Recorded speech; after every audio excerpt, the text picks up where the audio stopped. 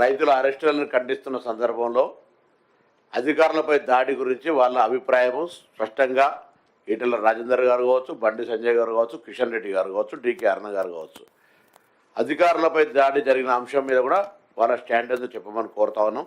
ఊరికేనే రైతుల మీద ముసలి కన్నీరు గార్చేటువంటి పరిస్థితి కాదు. దాని తర్వాత తెలంగాణ ప్రభుత్వం ప్రజాపాలన ప్రభుత్వాన్ని ముందు నుంచి చెప్తా ఉన్నాం. నిరంకుశత్వానికి వ్యతిరేకంగా ఏర్పడ్డ ప్రభుత్వం కాబట్టి మేము డెమోక్రటిక్గా ప్రజాస్వామ్యానికి ప్రాధాన్యత ఇస్తాం. నిరసనలు చెప్పుకునే హక్కు ఉంది. ధర్నా చౌక్ కూడా వాళ్ళు ఇప్పుడు టీఆర్ఎస్లు ఏ ప్రొటెస్ట్ అడిగినా కూడా మేము పర్మిషన్ ఇవ్వకుండా లేనేలేదు, అన్నిటికీ పర్మిషన్ ఇస్తా ఉన్నాం. ఇప్పుడు కూడా ప్రతి అంశం మీద ప్రొటెస్ట్ చెప్పుకునే అవకాశం ఉంది. దానికి సంబంధించి న్యాయస్థానంలో పోయే హక్కు ఉన్నది. కానీ ఇదే సందర్భంలో గౌరవ ఉప ముఖ్యమంత్రి గారి ద్వారా రాష్ట్రంలో ఉన్నటువంటి పోలీసు అధికారులకు కూడా సూచన ఆదేశాలు, ఎక్కడైనా నిరసనలకు అవకాశం ఇవ్వండి, కానీ పరిధి దాటి చట్టాన్ని చేతిలోకి తీసుకుంటే చట్టం తన పని తను చేసుకొని పోయే విధంగా పోలీస్ అంటే కడక్ పోలీస్, ఫ్రెండ్లీ పోలీస్తో పాటుగా కడక్ పోలీస్ ఉండే విధంగా వ్యవహారం చేయాలి. ఇట్ మీన్స్ మేము డెమోక్రసీకి నియంతృత్వంగా ఆపేటువంటి ఆలోచన లేదు. కానీ చట్టం తన పని మీద మేము చట్టాన్ని చేతిలోకి తీసుకుంటామని కూడా చూస్తూ ఊరుకోవడానికి వీళ్ళదనే మాట కోరుతారు. దయచేసి ఇది ఇంపార్టెంట్. బీజేపీకి సంబంధించిన వాళ్ళు స్పష్టంగా సమయాన్ని చెప్తున్నాం. తర్వాత కేటీఆర్ గారు అధికారుల దాడిని ఖండించకపోగా సురేష్ మా పార్టీోడే, ఏం చేస్తారు చేయండి అంటున్నాడు.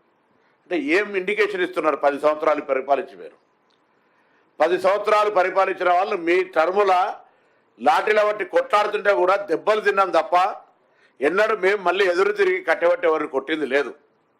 అది మల్లన్న సాగర్ కావచ్చు, లేకపోతే ఇతరత్ర అనేక వందల అంశాలు ఇంక్లూడింగ్ ఇవాళ మీరు చెప్తున్న ఫార్మాసిటీకి సంబంధించిన అంశం కావచ్చు. ప్రజాస్వామ్య విశ్వాసం ఉన్నది కాబట్టి మేము నిరసనలో, న్యాయస్థానాల్లో, ప్రజా వ్యవస్థకు సంబంధించినటువంటి మీడియా ద్వారా చెప్పే ప్రయత్నం చేసినాం కదా. ఇవాళ మీరు ఎందుకు ఇంత తొందరగా చట్టాలు చేతిలోకి తీసుకొని దాన్ని సమర్థించుకుంటూ మాట్లాడుతూ ఉన్నారు? ఎందుకు ఇటువంటి పరిస్థితి ఫ్రస్ట్రేషన్లో ఉన్నారని అడుగుతాను. ఇవాళ మావాడు ఏం చేస్తారంటే ఏం చేస్తారు? మేము వీధి రౌడీలనే కాదు, పోలీసులు, చట్టము, దాని వ్యవస్థ దాని పని చేసుకుంటూ అవుతుంది. పైగా అరెస్టుల గురించి రైతుల మీద ముసలి కన్నీరు కారుతారు, వాళ్ళు ప్రొవోక్ చేసేది పోయి, దానికి సంబంధించి బాధ్యత వహించాల్సింది పోయి ఇలా వాళ్ళు మాట్లాడుతున్నారు. చర్చలు చేద్దా? అరే ఒకవేళ ఆ కొడంగల్కి సంబంధించిన అక్కడ పెట్టేటువంటి పరిశ్రమకు సంబంధించి ఏదైనా అభ్యంతరం ఉంటే కేంద్రంలో అధికారంలో పార్టీ ఎంపీగా డికే అరుణ గారు రిప్రజెంట్ చేయాల్సిన అవసరం ఉండే. ఎన్నడూ అంశం గురించి మాట్లాడలే. ఇవాళ మాట్లాడి అధికారుల దాడిని వారు సమర్థించినట్టు మాట్లాడితే కేంద్రంలో డిఓపిటి అధికారులు ఇలా చేష్టలు గమనించే అధికారులు ఇటువంటి నాయకుల పట్ల డిఓపిటికి చెప్పాల్సిన అవసరం అక్కడ పడేటువంటి కేంద్ర ప్రభుత్వాలు చూసేటువంటి శాఖ వాళ్ళు గమనించాలి వీళ్ళ మాటల్ని. కాబట్టి ఒకటే అంశం, శాంతి భద్రతలకు భంగం కలగనంతసేపు ఏ నిరసనలైనా మాకే అభ్యంతరం లేదు ప్రభుత్వానికి. శాంతి భద్రతకు నిరసన కలిగిస్తే తప్పకుండా చర్యలు ఉంటాయి. డిప్యూటీ సీఎం గారు, మొత్తం ఎన్ని ఎకరాలు తీసుకోవాలనే ప్లాన్ ఉంది ఈ ఫార్మాసిటీ?